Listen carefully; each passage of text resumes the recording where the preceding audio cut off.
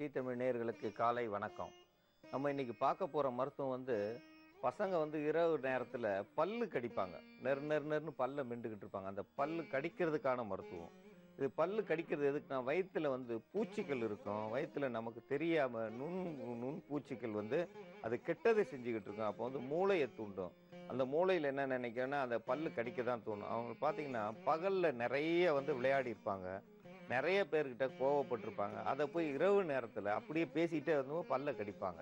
இது பல் கடிக்கிறது ஒரு பெரிய இதா இருக்கும். ராத்திரில தூங்கும்போது அடுத்தவங்களுக்கு ஒரு பெரிய கஷ்டத்த குடுக்கும். ஏன்னா பக்கத்துல நர நரன்னு சத்தம் கேட்கும். குழந்தைகளா இருக்கட்டும், பெரியவங்களா இருக்கட்டும், இவங்களுக்கு பல் கடிக்கிற பழக்கம் வர்றதுக்கு காரணம், உள்ள வயித்துக்குள்ள கிருமிகள் இருக்குன்னு அர்த்தம். அந்த கிருமிகள விருப்பமான உணவ குடுத்து, அத விரும்பாத அளவுக்கு செஞ்சு தான் வெளியேத்தணும். வயித்துல ஒரு புழு இருக்குதா, அந்த புழு அதுக்கான உணவு என்னன்னா, நல்ல இனிப்பு சுவைய தான் தேடும். அந்த இனிப்பு சுவைய குடுக்குறதுக்கு தான் நம்ம பன்னீர் திராட்சை. பன்னீர் திராட்சைய தான் எடுக்கணும். நீங்க சீட்லெஸ் திராட்சைலாம் எடுக்காதீங்க. பன்னீர் திராட்சை, விதை உள்ள திராட்சை எடுங்க. விதை இல்லாத பொருட்கள் எதையுமே எடுக்க வேண்டாம். விதை இல்லாத பொருட்கள் சாப்பிட்டா எல்லாருமே விதை இல்லாம போய்க்கிட்டு இருக்காங்க. பன்னீர் திராட்சை எடுத்துக்க. நீங்க போய் கடையில போய் பாருங்க. பன்னீர் திராட்சையே காணோம். எங்கன்னா ஒரு பெட்டிக்குள்ள கிடக்கு. இது பெட்டிக்குள்ள இருக்கு. பெட்டிக்குள்ள கிடக்க வேண்டியது மேல தலைக்கு மேல கோபுரத்துல இருக்காம இருக்கு. ஒண்ணுமே இல்லாதது கொண்டு போய் ஷோகேஸ்ல வச்சிருக்கிறாங்க. ஆனா இது நல்ல நமக்கு நன்மையை செய்யக்கூடியது ஒரு குப்பை தொட்டி மாதிரி போட்டு அதுல தான் இருக்கு. நம்ம அதுல இருந்து தான் இப்ப வாங்க முடியா இருக்கு. அப்போ இயற்கையா கிடைக்கிற இந்த பன்னீர் திராட்சை, விதையுள்ள திராட்சை எடுத்துக்கணும். இந்த பன்னீர் திராட்சைகளுக்கு மருந்து அடிக்கிறது ரொம்ப குறைவு. மருந்து அடிக்காமயே இப்ப இயற்கை முறையில திராட்சைகளை விவசாயம் செய்யறாங்க. நிறைய விவசாயிகள் இப்ப செய்ய ஆரம்பிச்சிட்டாங்க இயற்கை முறையில. அப்போ இந்த திராட்சைகள் நமக்கு நன்மையை செய்யக்கூடியது, குடல்ல உள்ள நுண் கிருமிகளை அழிக்கக்கூடியது, குடலை காப்பாற்றக்கூடியது, சிறுநீரகத்தை பாதுகாக்கிறது. இது ஒரு பெரிய இது சிறுநீரகத்தை சுத்தம் செய்யும், சிறுநீரகத்தை பாதுகாக்கும், கல்களை கரைக்கிறதுல இது ஒரு சிறப்பு தன்மை இருக்கு. திராட்சை, இந்த பன்னீர் திராட்சையை 6 மாசம் வேற எந்த உணவும் எடுக்காம இதை மட்டும் சாப்பிட்டு வந்தா ரத்த புத்துநோயே இல்லாம போயிடும். இது யாருமே செய்ய மாட்டாங்க. ஏன்னா செஞ்சு பார்க்கணும்னா இன்னைக்கு போனதுமே நல்லாகணும், இந்த புத்துநோய் சரியாகணும் அப்படின்வாங்களே தவிர, இன்னைக்கு சொல்றாங்க 1 மாசத்துக்கு 2,95,000 மாத்திரை. ஆனா அதை சாப்பிட்ட அந்த அவங்களும் பழக்கே கிடையாது. பரவாயில்ல, ரூபாயை கொடுத்து காப்பாத்திடலான்னா அவங்களும் இறந்து தான் போயிருக்காங்க. அவங்களுக்கு இதை ஒரு 6 மாசம் வெறும் திராட்சை பழம் தான் 3 வேளையும் சாப்பாடு. ஏன்னா ஏற்கனவே பெட்ல தான் இருக்காங்க. அந்த பெட்ல இருக்கிறவங்கள, படுக்கையில இருக்கிறவங்களுக்கு இதை மட்டுமே கொடுத்துட்டு வந்தா சரியாயிருவாங்க. அதனால இந்த திராட்சையை பன்னீர் திராட்சையை சாதாரணமா நினைக்காதீங்க. பன்னீர் திராட்சை சாப்பிட்ற குழந்தைகள் எல்லாமே அழகாகவும் அறிவாகவும் இருக்கும். ஏன்னா சிறுநீரகம் முழுவதும் சுத்தமாயிடும். சிறுநீரகம் முழுவதும் சுத்தமாகும். குடல்களை எல்லாமே சுத்தம் பண்ணும். அப்போ பல் கடிக்கிற அந்த பழக்கமே இல்லாம போனோம்னா இந்த பன்னீர் திராட்சை எடுத்துக்கிறணும். கருஞ்சீரகம், சீரகத்துல சாதாரணமா நம்ம இது எடுத்திருக்கோம். இது காட்டு சீரகம். இதுல நம்ம மூலிகை மருந்து கடையில மட்டும்தான் கிடைக்கும். சாதாரண எந்த ஒரு கடையிலையும், மளிகை கடையில கிடைக்காது. இந்த கருஞ்சீரகத்தை பயன்படுது. கருஞ்சீரகம் குடல் புழுக்களை வெளியேற்றக்கூடியது. குடல்ல உள்ள சிறு சிறு புழுக்கள், கண்ணுக்கு தெரியாத புழுக்கள், நமக்கு தீமை செய்யக்கூடிய புழுக்கள் எல்லாத்தையும் இது வெளியேற்றக்கூடியது. அதனாலதான் இந்த கருஞ்சீரகத்தை பயன்படுத்துறோம். இந்த கருஞ்சீரகம் கருவையே கலைக்கக்கூடியது. அதனால பெண்களுக்கு, கருவுற பெண்களுக்கு இதை கொடுக்க மாட்டாங்க. கருவுறதுக்கு முன்னாடி கொடுக்கலாம், தவறு பண்ணாது. கருவுற்ற பெண்களுக்கு இந்த கருஞ்சீரகம் கண்டிப்பா சேர்க்கக்கூடாது. அதனால கருஞ்சீரகம் கொஞ்சம் பார்த்து செயல்படுத்தணும். அந்த 40 நாள் கர்ப்பமா இருக்காங்க, 60 நாள் கர்ப்பமா இருக்காங்க, அவங்களுக்குலாம் இந்த கருஞ்சீரகத்தில் எதையாவது கண்டிப்பா செஞ்சு கொடுத்தோம்னா அந்த கரு கலைஞ்சிரும். அதனால இதை ஜாக்கிரதையா பயன்படுத்தணும். ஆண்களுக்கு கொடுக்கலாம், தவறு பண்ணாது. வால் மிளகு, இந்த வால் மிளகு சாப்பிட்டோம்னா அது அதனுடைய காரத்தன்மை நுண்கிருமிகளை தான் வெளியேற்றும். அந்த நுண்கிருமிகளை வெளியேற்றினாலே, அந்த வயிற்றுல உள்ள உபாதைகள் சரியானாலே, மூளையினுடைய நரம்புகள் சீரா வேலை செய்யும். மூளைக்கு போய் சரியான முறையில தகவல் கிடைச்சாலே பல் கடிக்கிறது குறைய ஆரம்பிச்சிடும். இரவு நேரத்துல புலம்ப மாட்டாங்க. நிறைய பேர் பாருங்க, பகல்ல என்னென்ன பேசிட்டு இருந்தாங்களோ அது முழுவதும் இரவுல பேசுவாங்க. அந்த புலம்பலும் சரியாகும். ஏன்னா வயிற்றுல கிருமிகள் சரியா இல்லாம இருந்து அந்த கிருமிகள் அதிக அளவு தொல்லை கொடுத்தா தான் இது மாதிரிலாம் நடக்கும். அதை சரி செய்யறதுக்கு கலர்ச்சிக்காய், இந்த கலர்ச்சிக்காயை கொடுக்கும்போது குடல் பகுதியில் வீக்கம்னா அந்த வீக்கத்தை சரி செய்யும். நுண் கிருமிகளை வெளியேற்றக்கூடிய இதெல்லாம் சேர்த்து நம்ம சாப்பிடும் பொழுது உள்ள உறுப்புகள் நல்ல நிலையில வரும். நல்ல நிலையில வரும்போது அவங்க பல் கடிக்கிற வேண்டிய அவசியம் இருக்காது. குடல் பகுதியில் கொஞ்சம் வீக்கமா இருக்கும். நீங்க பாத்தீங்கன்னா இன்னைக்கு குடல் முழுவதும் படம் எடுத்து கொடுக்குறாங்க. உள்ள கட்டி கட்டியா இருக்குதுன்றாங்க. அந்த கட்டி கட்டியா இருந்தாலும் அது பல் கடிக்க தான் தோணும். அந்த கட்டி கட்டியா இருக்கிறதுக்கு ரப்பர் பேண்ட் போட்டு கட்டி விட்டுறாங்களாம். அது எப்படி கட்டுறாங்க நமக்கு தெரியாது. அது ஒரு பெரிய திறமையான வேலை தான். ஆனா நம்ம வந்து மருத்துவத்துல நம்ம பாரம்பரிய மருத்துவத்துல அதெல்லாம் சிறுக சிறுக சரி செய்யக்கூடியது. அதுக்கு வந்து முக்கியமா வந்து கருப்பு திராட்சை, பன்னீர் திராட்சை தான் எடுத்துக்கணும். விதை உள்ள திராட்சை எடுக்கணும். விதையில்லா பழங்கள் நீங்க சாப்பிட்டீங்கன்னா, அது வந்து பயன் கிடைக்காது, பயன் தராது. எந்த மருத்துவமும் வேலையும் செய்யாது. அப்போ வந்து செஞ்சு பார்த்துட்டு இது வந்து சரியில்லையேன்னு சொல்லுவோம். அப்போ வந்து குழந்தைகளுக்கு குடுக்கும்போதே விதையுள்ள திராட்சையை தான் குடுக்கணும். அதோடு சேர்ந்து கருஞ்சீரகத்தை கொஞ்சமா பயன்படுத்தணும். இதெல்லாம் பயன்படுத்தினா இரவு நேரத்தில பல் கடிக்கிற குழந்தைகளுக்கு வந்து அந்த பல் கடிக்கும் பழக்கம் போயிடும். இரவில புலம்புற பழக்கமும் போக ஆரம்பிச்சுரும். அப்போ வந்து நல்ல நிலையில இருப்பாங்க. அவங்க முகத்த பார்த்தோம்னா காலையில ஏதோ விடிய விடிய வேலைக்கு போயிட்டு வந்தா மாரி இருக்கும். ஏன்னா அவங்க வந்து தூங்காம புலம்பியிருப்பாங்க. கடிச்சு கடிச்சு இந்த பக்கம்லாம் கன்னம்லாம் வந்து கொஞ்சம் வீக்கமா இருக்கும். ஏன் வீக்கமா இருக்குன்னா, அந்த பல்லு தெரியாம பட்டிருக்கும்.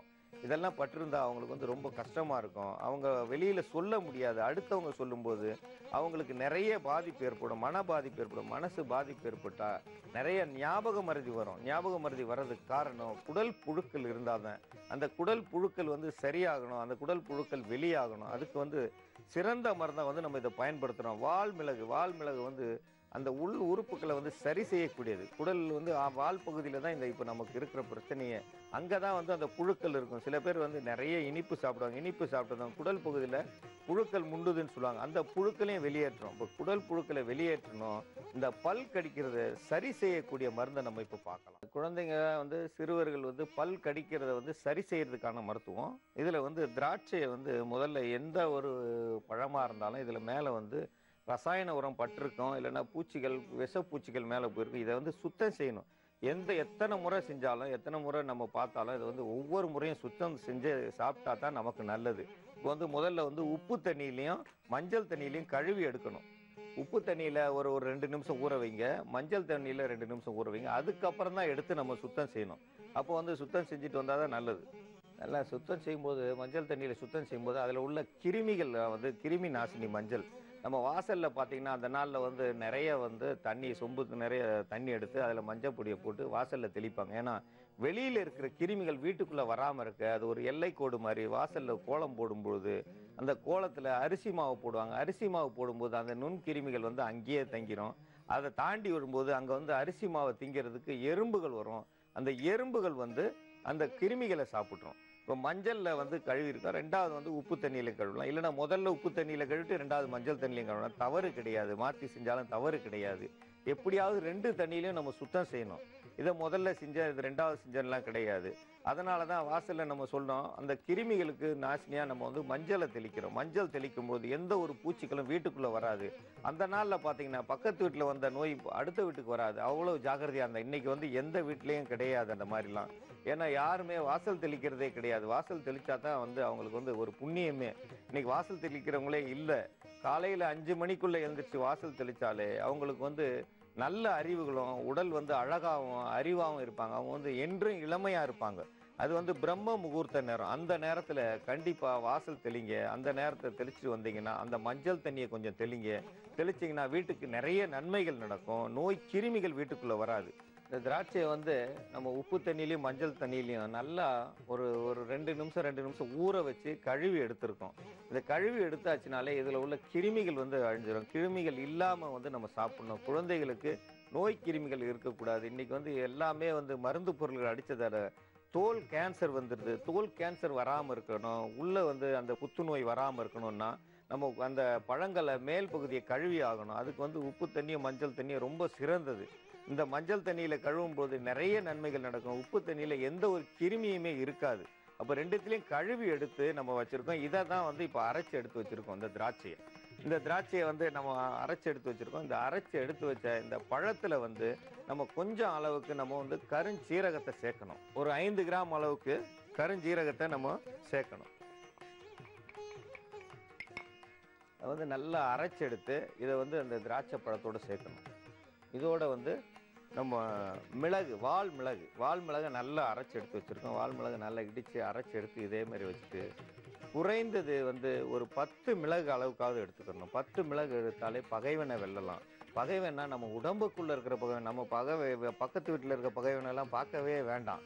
ஏன்னா அவன் அவன் தன்னால் அவனுக்கு வேலை பத்தாமல் இருக்கு. ஆனால் நம்ம வயிற்றுக்குள்ளே இருக்கிற பகைவன் வந்து நம்மளை கெடுக்கக்கூடியது நிறைய நோய்கள். இந்த பகைவன் நம்ம வயிற்றுக்குள்ள குடலுக்குள்ள இருக்கிற தேவையில்லாத அந்த நுண்கிருமிகளோ நமக்கு தவறு செய்யக்கூடியது நம்மளை கெடுக்கக்கூடிய அந்த சிறு பூச்சிகளை வந்து வெளியேற்றணும்னா அந்த வால் மிளகை வந்து பயன்படுத்துங்க. ஒரு 10 மிளகு எடுத்தால் போதுமானது.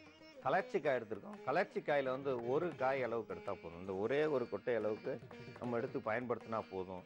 அது வந்து அதிக அளவு எடுக்கணும்னா நமக்கு வந்து நிறைய பாதிப்பு இருந்தால் தான் போதும். ஒரே ஒரு விதை போதுமானது. இந்த ஒரு விதை அளவுக்கு நல்லா அரைச்சி எடுத்து இதோட சேர்த்துக்கணும்.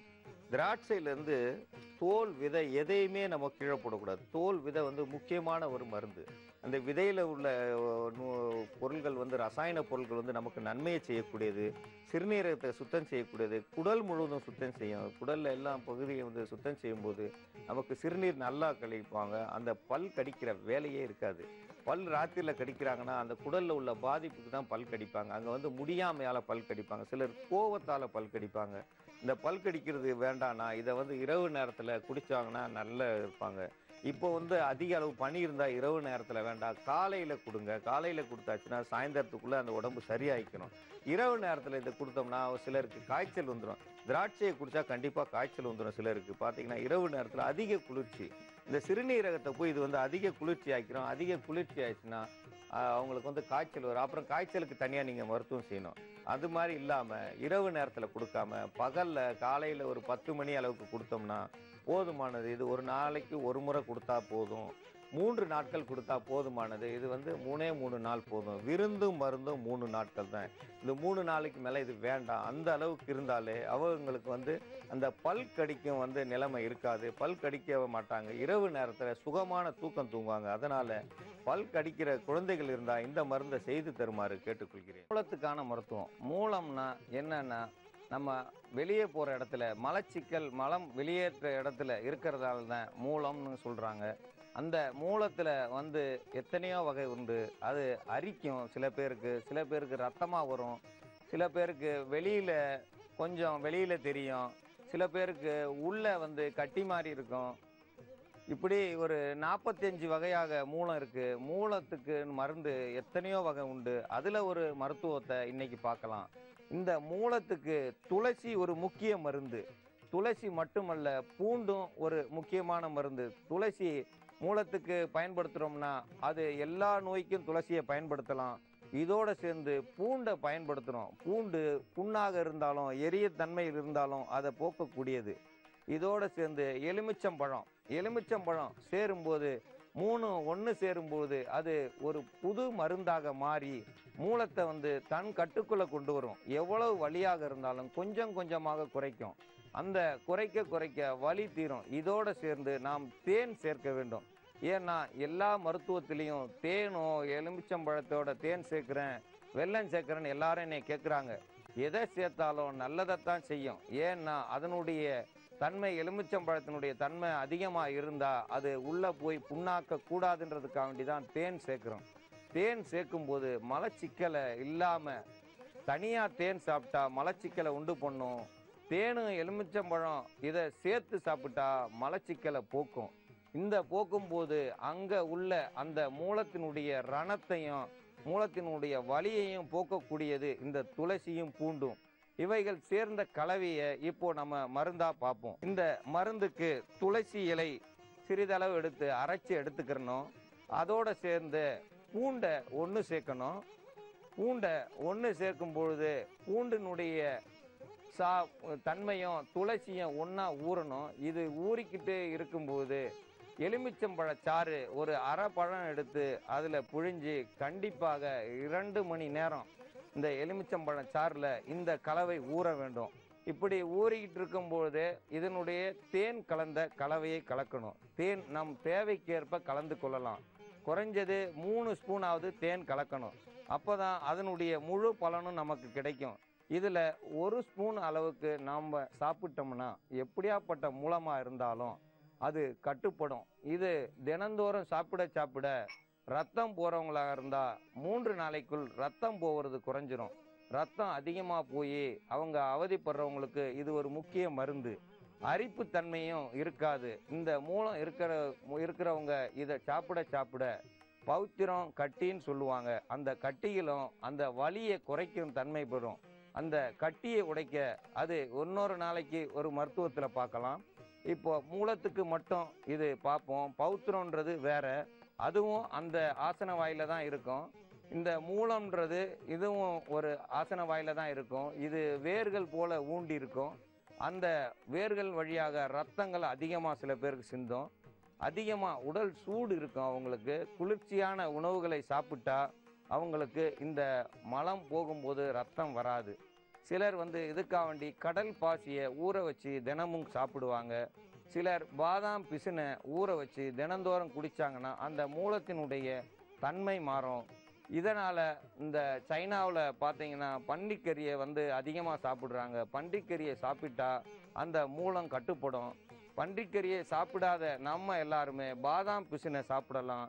பாதாம் பிசின் நமக்கு எல்லா இடத்துலையும் கிடைக்காது. எப்பயுமே கிடைக்கிற இந்த துளசி, பூண்டு, எலுமிச்சம்பழம், தேன் கலந்த கலவையை நம்ம வீட்டிலேயே எடுத்துக்கிறலாம். இந்த கலவையை சாப்பிட்டா போதும். நம்ம மாமிசம் சாப்பிட வேண்டிய அவசியம் கிடையாது. மாமிசம் சாப்பிட்டா தான் நல்லாகும்னு சிலருடைய கருத்து. ஆனால் அதற்கு மாறாக நம்ம மூலிகை மருத்துவம் நிறைய இருக்குது. எல்லா வகை மூலத்துக்கும் உகந்ததான மருந்துகள் நிறைய இருக்குது. இன்னைக்கு இது ஒரு மூலத்துக்கு பயன்படும். இந்த மூலம் இரத்தத்தையும் அல்லது அரிப்பையும் கண்டிப்பாக போக்கக்கூடியது.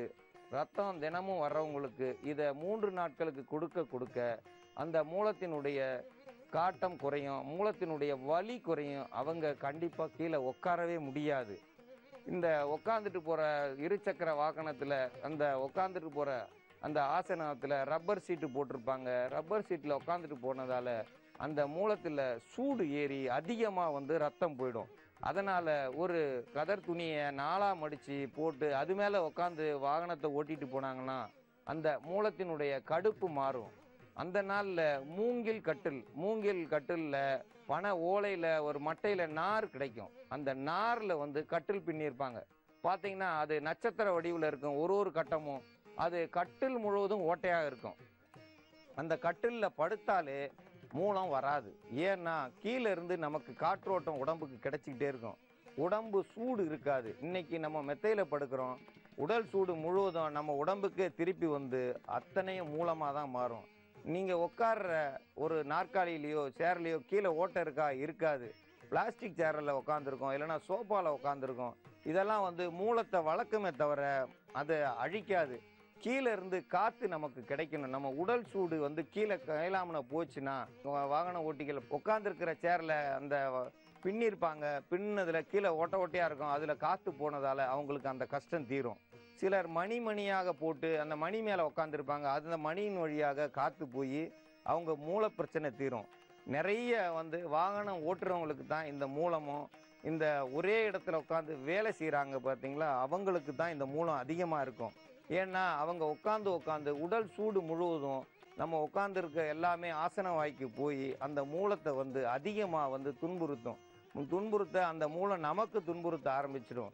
ஏன்னா அந்த சூடு தாங்க முடியாமல் நம்ம வெளியில் சொல்லவும் முடியாமல் அடுத்தவங்ககிட்ட போய் பேசுறதுக்கு சொல்ல முடியாது. ஏன்னா அந்த இடத்துல ரத்தம் வருதுன்னும் போது ஆஸ்பத்திரியில் போய் பார்த்தா ஆப்ரேஷன் பண்ணால் குறைஞ்சது 20 நாளைக்கு காலை 2ஐயும் தூக்கி கட்டிடுவாங்க. நீங்கள் நீராகாரம் தான் சாப்பிடணும், ஜூஸ் தான் குடிக்கணும், எந்த ஒரு சோறோ எந்த ஒரு உணவும் சாப்பிட முடியாது. போயிட்டு வந்துட்டாலும் நீங்கள் அதிக நாள் நல்ல சாப்பாடு சாப்பிட முடியாது. ஏன்னா சாப்பிட்டதும் உடனே மலம் கழிக்க முடியாது, வந்துடும், ஓடிக்கிட்டே தான் இருக்கணும். அதனால் அதை தவிர்க்கணும்னா இந்த மருந்தை சாப்பிடலாம். தவிர்க்க முடியாத காரணம் அவங்க சிலர் அறுவை சிகிச்சை செஞ்சு தான் ஆகணும். தவிர்க்க முடியாத காரணத்தை நம்ம ஒன்றும் பண்ண முடியாது.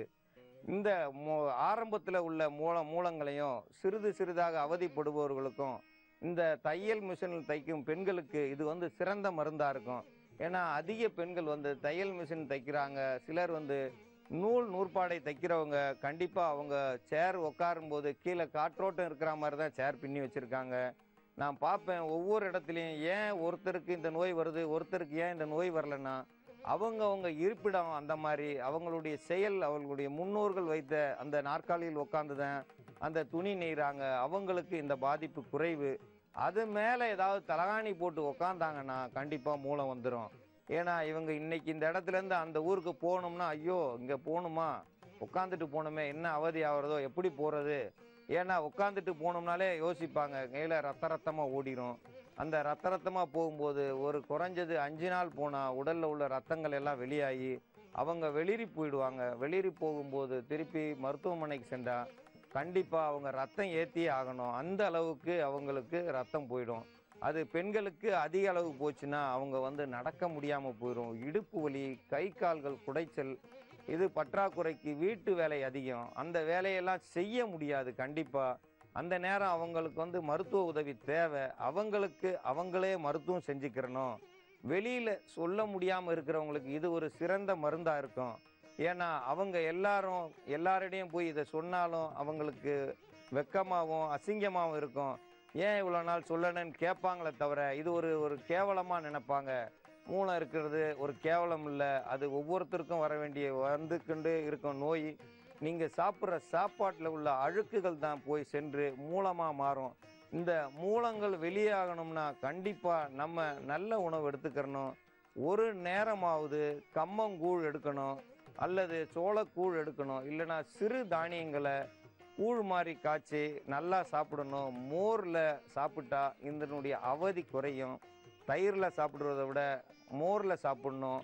அல்லது இந்த நீராகாரம்னு சொல்லுவோம். அந்த புளிச்ச தண்ணி, பழைய சோறுல உள்ள புளிச்ச தண்ணி, அது வந்து இப்போ உள்ள புளிச்ச தண்ணி குடிச்சோம்னா எல்லா நோயுமே வந்துரும். அந்த இயற்கை முறையில இருக்கிற அரிசியில வடிக்கப்பட்ட சோறுல இருந்து கிடைக்கிற அந்த தண்ணி எடுத்து அதை நீராகாரமாக மாற்றி அதோடு சேர்த்து சாப்பிட்டா அந்த மூலமானது கட்டுப்படும். இந்த மூலத்துக்காகத்தான் பனங்கல்லு அந்த நாளில் சாப்பிடுவாங்க. அது மூலத்தை கண்டிப்பாக கட்டுப்படுத்தும். இன்னைக்கு அந்த பனங்கல்லு எல்லாம் கிடைக்காது. ஏனென்றால் அது அரசு தடை செய்யப்பட்டு விட்டது. அது பனைமரத்தினுடைய மருத்துவமாக இருந்தாலும் கண்டிப்பாக அது வந்து நமக்கு இப்போ கிடைக்காது. அதனால் இந்த மருத்துவத்தை எல்லாரும் செஞ்சு இந்த மூலத்திலிருந்து விடுபட வேண்டும் என்று கேட்டுக்கொள்கிறேன்.